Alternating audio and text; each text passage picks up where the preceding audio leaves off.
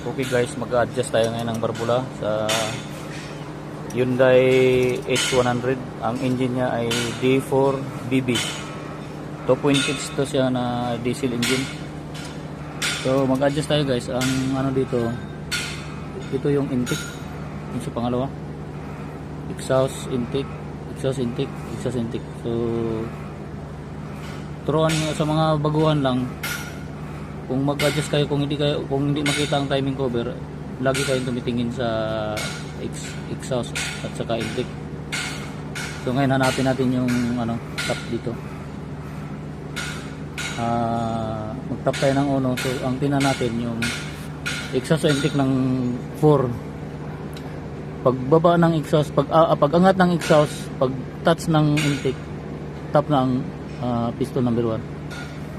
So yun. Okay, pihitin natin. So ito yung ikaw magpihit ba? Kasama ko ngayon si Byroel, ang aking mechanic dito, chief mechanic din. Kaming dalawa dito, kami ang titira nito. So yun, siya muna tagapihit. So sa tingnan natin ito yung exhaust ng number 4. So ang counter na niya ay number 1. So tap tayo ng number 1 natin ito. Yun ay face bag. Okay. Yan. Bumababa na yung exhaust. Pag angat ng exhaust, pag touch ng intake, yan. Okay, tingnan mo tingnan nyo guys. O yan, touch na siya So kung tingnan rin natin dito sa tap. Nag-tap din siya dito. Yan Ito yung niya marker. Dito rin yung ng tap. Saktong-sakto sa natin. So yun yung tap ng number 1 guys. Ito. Adjust natin itong number 1. Ang natin gamit ay standard ng Hyundai na niya gamit ay number 15mm. Okay. Yung ngayon adjust tayo guys.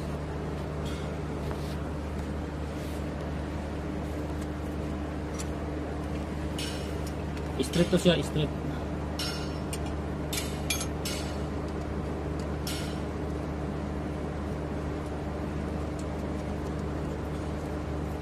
Baba mo ito yung ilaw guys.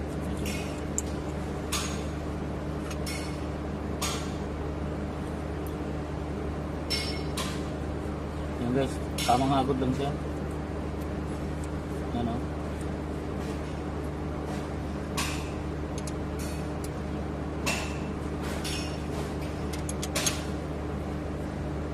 Yan tulak na natin.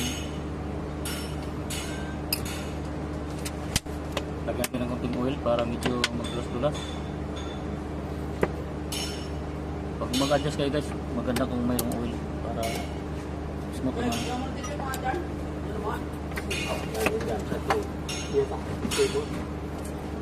Yun sa exhaust tayo.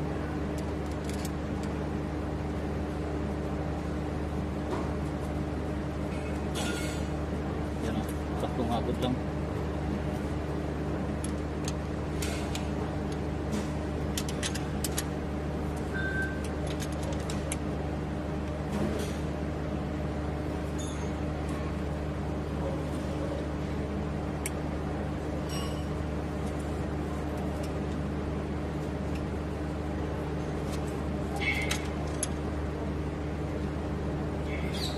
Yun. So ngayon natin number 1. Ang firing order nito ay 1342. So ngayon ang 1 to guys, di ba? 1. So ang sunod nating i-adjust ay 3. Ang counter ng 3, ang kasabay ng 3 ay number 2. So ito yung bantayan natin. Yung exhaust ng number 2, pag angat nito, tapos mag-touch ang intake, yun na yung top dito. Okay? Sige, bye. Hit. Ito yung exhaust guys pakita ko sa inyo para sa mga baguhan lang pero sa mga sa mga master na dyan nyo lang yung video na to, huwag nyo na panoorin. Nag-touch na siya. So ito na yung ngayon, number 3. Adjust na number 3.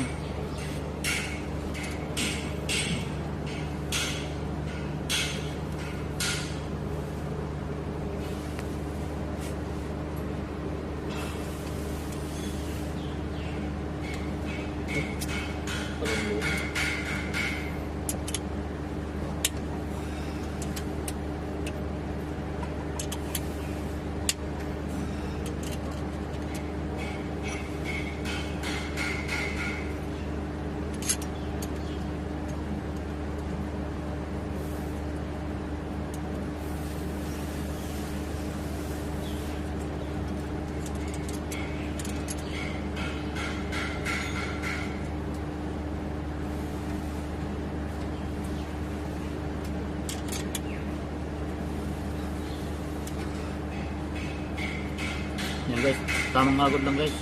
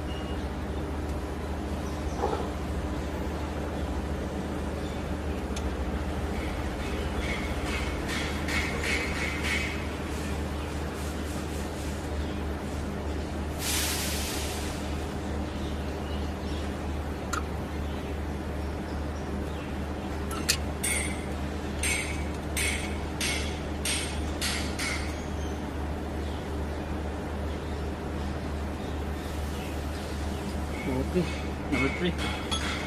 So ang kasunod natin ay 4. So ang kasabay ng 4 na piston ay number 1. So dito na naman tayo magtingin sa exhaust ng number 1. Pag angat nito, pag touch nito guys, top number 4 na. Sige.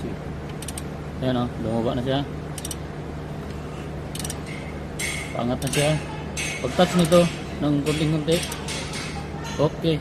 O diba? Yun na yun. Top number 4.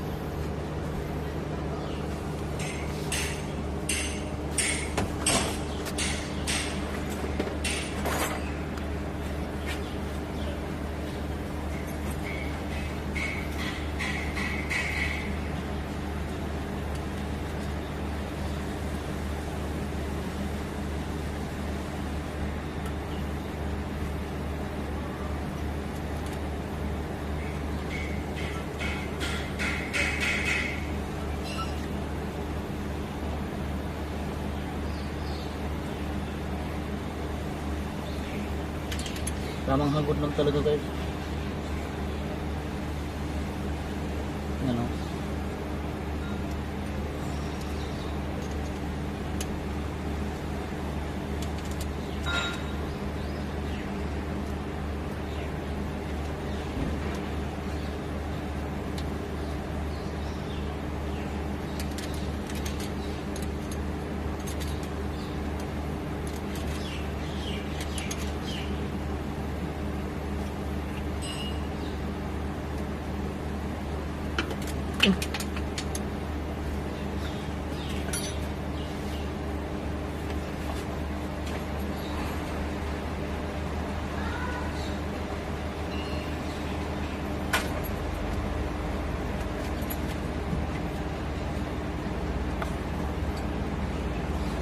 Laglag na nga ba?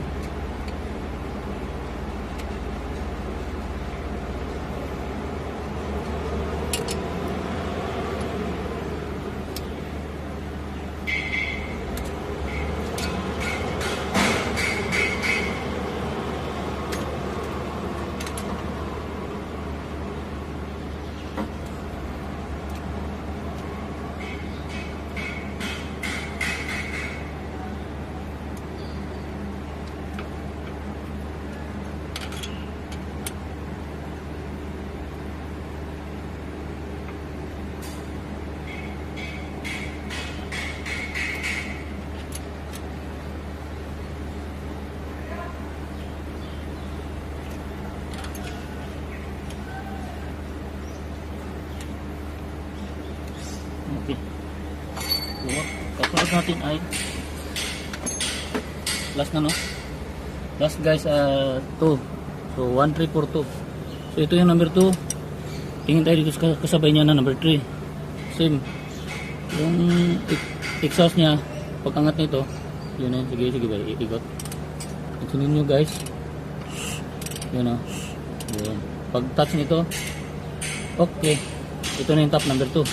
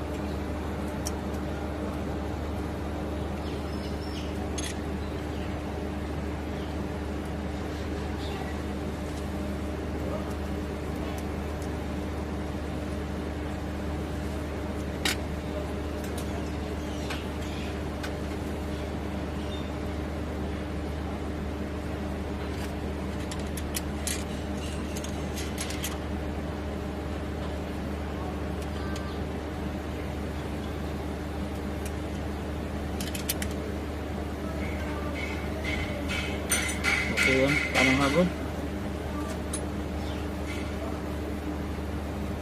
Okay guys, tapos na tayo ngayon sa pag-adjust ng barbola dito sa makina. So yun guys, sa mga baguhan, sa mga nag-aaral, tingnan nyo lang maigi yung video ko. Naipaliwanag ko naman doon ng gusto kung paano ang pagtatap. Kung may mga katanungan kayo, pwede kayo mag-text sa amin, karagdagang turo. Willing kami magturo guys. So yun lang sa ngayon. Kasama ko si Byroel, ang aking Hi kinakusgang guys, followers. mekaniko dire sa Solomon Island. Okay? Okay guys, thank you very much for watching. Sana makatulong kami sa mga baguhan lang. Pero sa mga master dyan, turo lang din kayo sa mga master, turo din kayo sa mga baguhan para marami tayong matutunan. Marami tayong matutunan, maturo ang mga baguhan. Okay, thank you very much. Thank you for watching.